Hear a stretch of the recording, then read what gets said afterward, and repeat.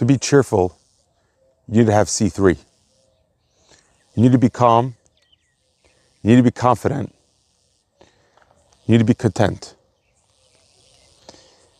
How do we become calm, confident, and content? The Jewish people in the desert, they said Shirah, they thanked God for many things.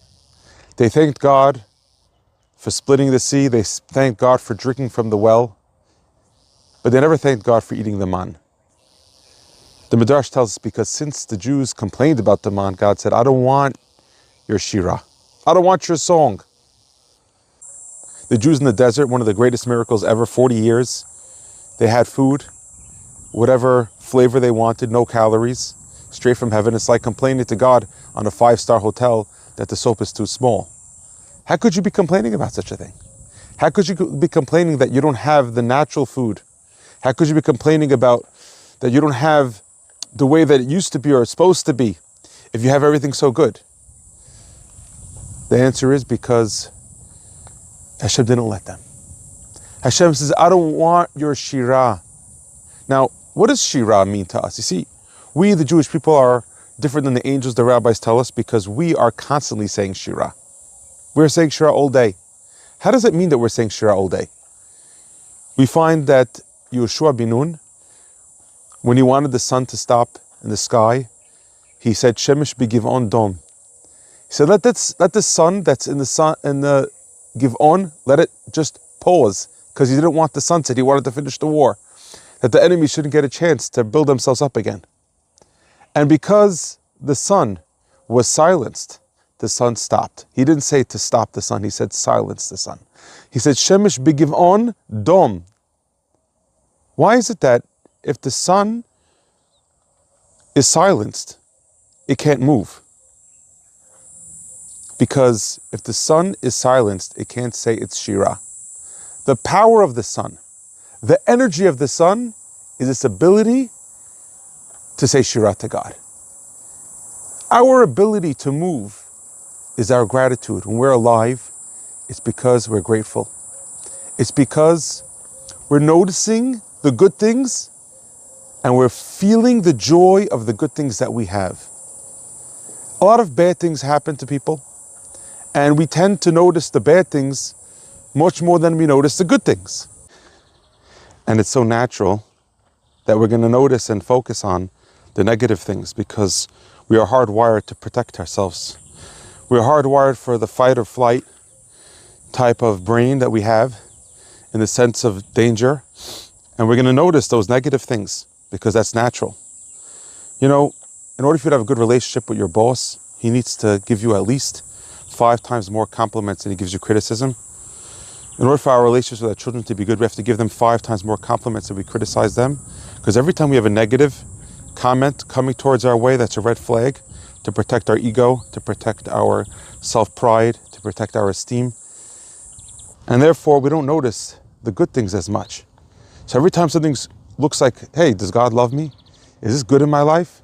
We notice those things that are negative much more than we notice the positives. And our job is, in order for us to be calm, confident, and content, to take out the time to notice those good things because they're there.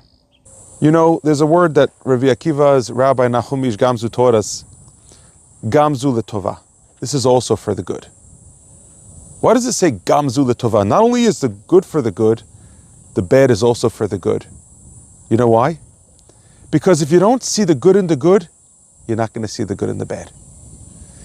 Our job to be able to say Shirah is to constantly recognize the good. You know, today I was not in a good mood, and I said, you know what? I'm going to make a song to God, and I'm going to thank Him for everything He gives me.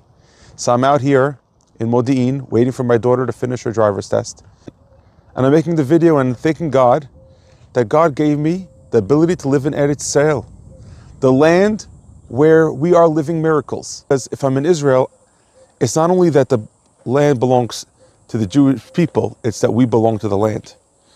It's that when we hear Am Yisrael Chai, the Jewish nation is alive, is like Shlomo Kabach introduced those 3 words to us, Am Yisrael Chai, from his song, Oda Vinu Chai, Am Yisrael, Am Yisrael, Am Yisrael Chai. Our Father in heaven is alive, Hashem is around. You know how we know that? Because Am Yisrael Chai. Because the very fact that the Jewish people are still alive, that itself is the biggest proof that our Father in heaven is around, and he's aware, and he feels, and he cares, and he's involved.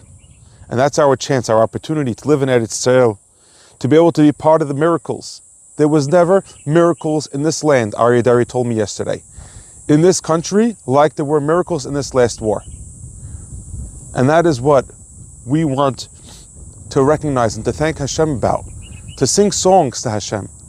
Because if you don't sing songs, if you don't thank God in the right time, then He doesn't want your song afterwards. Your job is, in order for you to be calm, confident, and content, is to not only notice the bad things that are going on, notice the good things that are going on.